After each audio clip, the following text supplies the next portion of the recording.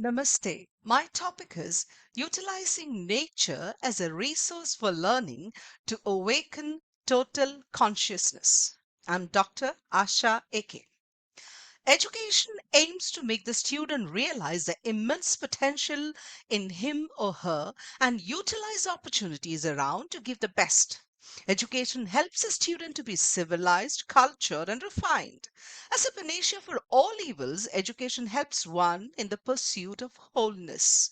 It creates awareness in the individual, local, as well as global. In the process of refining, education intends to tap all the available resources for learning, thus creating a conducive student environment. Learning with nature is one of the best resources available.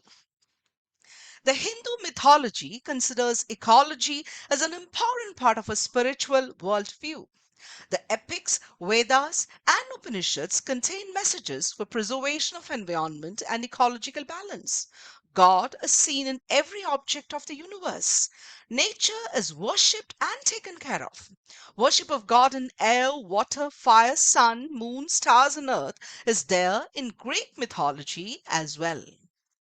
Aurobindo's teaching methods, observation, self discovery, activity method, learning by self experience, learning by doing, teaching with love and sympathy are all emphasizing the importance of learning with nature. The world renowned Shantiniketan by Rabindranath Tagore was established with a vision to establish an educational institution where humans exist in perfect harmony with nature. It's modeled on the principles of humanism, internationalism, and a sustainable environment. Many studies have shown strong progress in social studies, science, language, arts, and mathematics through nature based programs in education. As John Muir has rightly said, in every walk with nature, one receives far more than he seeks. Nature is the best doctor, the best healer, the best musician, and the best therapist. An infinite world with immense potentials and unexplorable facets, nature is always a mystery for the human beings. The curiosity which nature arouses in us through the marvelous creations, intricate detailing, etc., always offer a fantasy world. Exploring the vast arena of nature can be one of the best teaching aids which a teacher can use effectively in her classes. Learning with nature helps students to connect, grow, and be creative in terms of the topic covered, the world around them, and of course, with each other. The ultimate aim of education is to optimize learning, to identify new global objectives for learning, and to ensure ways and means to achieve them. Learning with nature has got two dimensions: bringing nature to the classrooms and learning about nature. Bringing nature to the classrooms. Let's ensure that we have green classrooms, right from having a greenery in our classrooms by maintaining indoor plants in the classrooms, corridors, and the campus in general, to the steps that we take to make our classes eco friendly matters a lot. A plastic free, eco friendly campus is an important decision which makes us globally conscious citizens. Owing to the pandemic, all our classes are in the online mode. Technology can bring nature to the classrooms, providing a virtual tour of nature.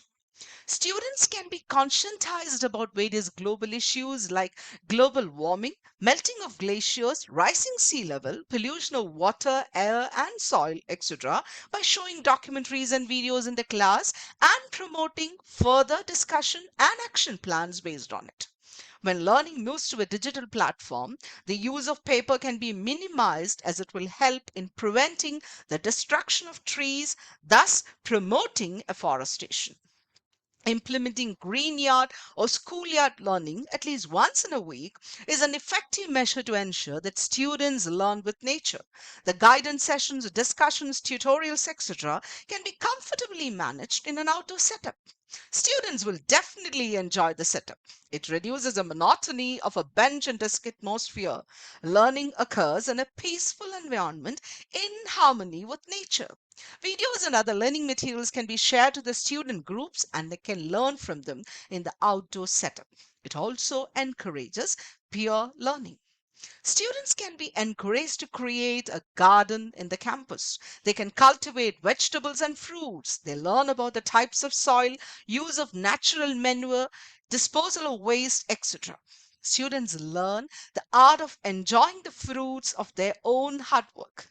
They watch the growth of a seed, enjoy its growth, and develop better love and care for fellow human beings as well as nature. Thus, we cultivate not only plants but also humane qualities in our students. Nature teaches them the value of hard work, the value of every single species in the world, and the value of living by letting others live. Learning about nature. Understanding the pristine nature in its original format and assessing the impact human atrocities have in polluting the nature are essential requisites for every student when he or she learn about nature. Students should be provided opportunities to explore the greenery around. For example, it can be a visit to a pond or a lake or a river nearby, learning about the ecosystem, testing the purity of water, finding out how it's being polluted, and ways and means to prevent pollution. They can do a project on any of these activities. Students can also take the initiative in reviving the ponds or lakes nearby. This can be effectively applied in marshy lands and various other ecological resources, which are the arterial veins of nature. The learning strategy applied here is observation and learning by doing. Students also develop the skill of disaster management here. They understand the gift of nature, become aware of the purity of nature, consider nature as a gift, and learn to preserve the value of nature. We should ensure that nature issues are a part of the curriculum. It's highly essential.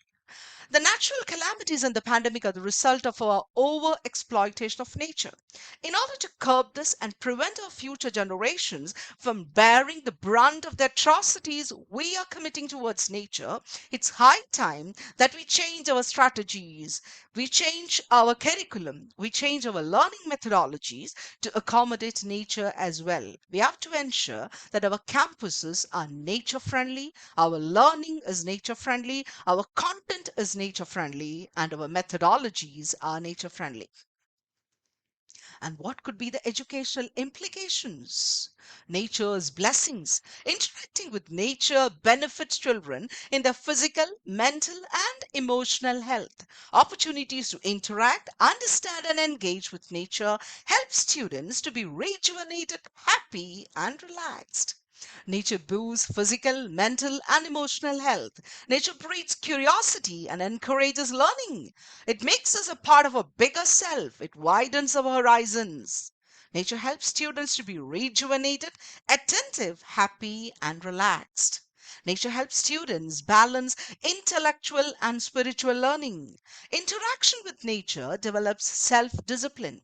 Interaction with nature supports students to be entrepreneurs in future.